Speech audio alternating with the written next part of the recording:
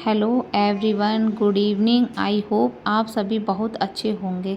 शाम के टाइम है, मैं यहाँ पर खाने की तैयारी करने लगी थी। तो आज खाने में मैंने बनाए थे करेला और दाल रोटी। बनाने का मन था, मेरे बच्चों को करेले पसंद नहीं थे तो मैंने बच्चों के लिए दाल बनाई थी, और हस्बैंड को करेले बहुत पसंद है तो मैंने उनके लिए करेले बनाए थे। तो मैंने करेले तैयार कर दिए, फिर मैं इधर कपड़े धुलने की तैयारी करने लग गई। मैंने कहा जब तक खाना बनाऊंगी तब तक कपड़े इधर धुल जाएंगे। तो मैंने मशीन चालू की थी कपड़े, फिर मैं आ गई थी आटा गूंदने के लिए। तो मैंने आटा छाना था, फिर आटा गूंदने लग गई थी। तो मैंने कहा जब तक कपड़े धुलते हैं तब तक मैं खाना बना के फ्री हो जाती हूँ। तो यहाँ पर मेरा आटा लग गया था और मैं रोटियाँ सेकने की तैयारी में थी। तो मैंने यहाँ पर रोटियाँ बनाना शुरू कर दिया। तो ये रोटियाँ बनाना शुरू कर दिया है।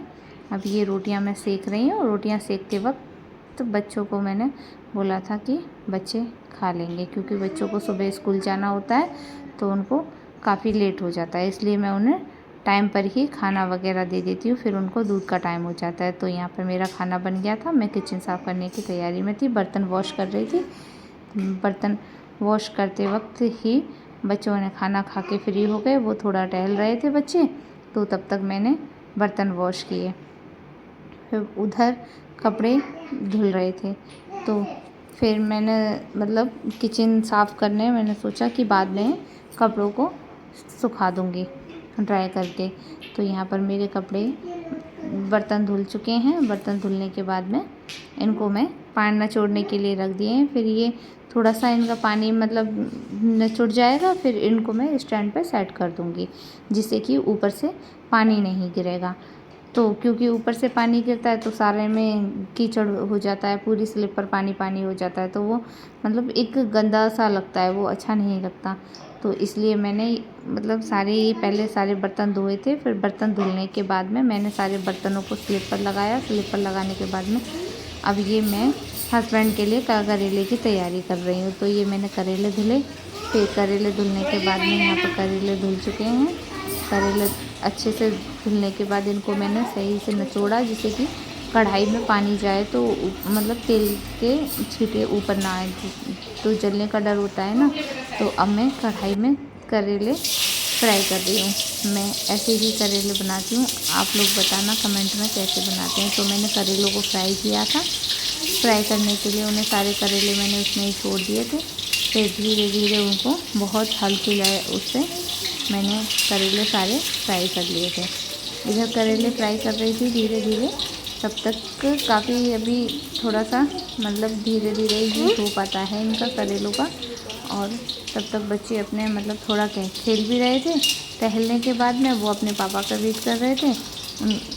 शाम को होता है ना बच्चों का कि पूरे दिन खेलते रहते हैं, फिर शाम को उनको अपने पापा का वेट करना होता है। तो बच्चे अपने पापा का वेट कर रहे थे, मैं किचन में काम कर रही थी। ये मेरे करेले हैं जो कि हल्के हल्के फ्राई हो चुके हैं। इनको थोड़ा रेड करना है।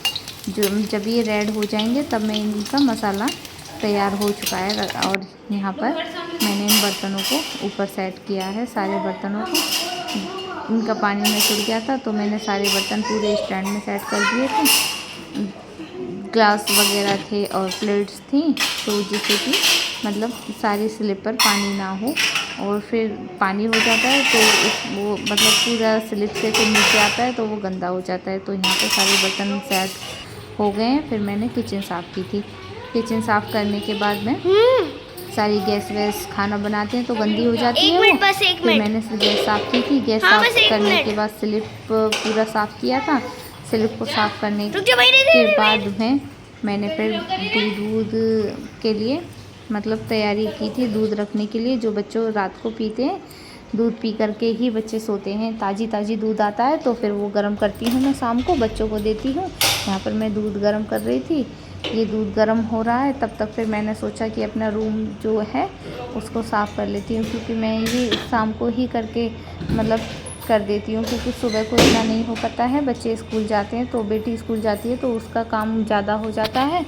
और ये सब मैंने क्लीन, जो मैं घूमने गई थी तो ये साड़ियाँ थी काफ़ी टाइम से बाहर पड़ी हुई थी, तो मैंने सोचा इनको रख देती हूँ, क्योंकि न्यू कपड़े अगर बाहर रहते हैं तो वो बेकार हो जाते हैं। तो यही है कि जब कहीं जाते हैं तभी इन कपड़ों को निकालते हैं, बाकी हम अपने सारे कपड़े सेट करके रख देते हैं, जिससे कि ना ही कपड़े ख़राब हों और ना ही घर में गंदगी ज़्यादा मतलब फैले। तो साफ़ रहता है घर, क्योंकि हर चीज़ अपनी अपनी जगह सेट होती है, तो उस तरीके से सारा मतलब रूम सेट हो जाता है। यहाँ मैंने कपड़े रख दिए थे, मैंने ये कवर कर दिया था, और उसके बाद में अब ये बेड वगैरह है उसको क्लीन करूँगी। ये सारा सामान था उसको सेट करना था अपनी अपनी जगह पर। इस पर इसको मतलब काफ़ी धूल हो जाती है इस पर, फिर इसको मैंने कवर किया था जिससे कि इस पर धूल नहीं जाए। कितना भी साफ़ करो फिर भी घर में धूल तो थोड़ी बहुत हो ही जाती है। तो सारी धूल साफ़ करने के बाद में उसको कवर कर दिया, फिर ये सारा सामान मैंने सेट कर दिया। जो कि कुछ साड़ियाँ इसमें ऐसी हैं जो मुझे मतलब तैयार करनी है। और यहाँ पर कपड़े मतलब मेरे धुल चुके हैं, उन कपड़ों को मैंने मशीन से निकाल लिया है।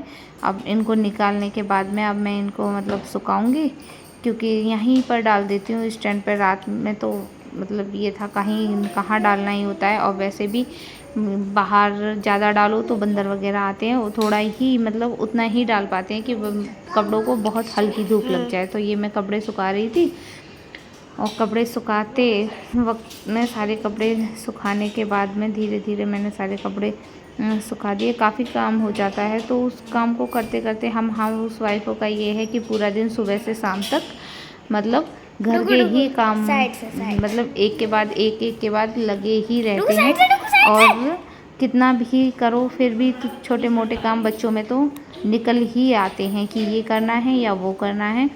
तो वही है कि कभी थोड़ा बहुत ही टाइम मिलता है। अब मैं ये रूम की चादर वगैरह सेट कर रही हूँ, क्योंकि रात को सब लोग इस पर लेटते हैं, तो उससे पहले कि बेड साफ़ मतलब होना ही चाहिए, वरना नहीं तो फिर ऐसे में नींद भी नहीं आती है। और गर्मी का मौसम भी है तो थोड़ा सा शरीर में जलन सी भी होने लगती है अगर बिस्तर गंदा होता है तो। इसलिए हम लोग जब लेटते हैं तो उससे पहले ही मैं अपना बेड क्लीन कर लेती हूँ, जिससे कि बच्चों को भी कोई प्रॉब्लम ना हो और ना ही मतलब हम लोगों को हो। इस बच्चों की वजह से काफ़ी बहुत साफ़ सफाई का ध्यान रखना पड़ता है। आई होप कि अच्छा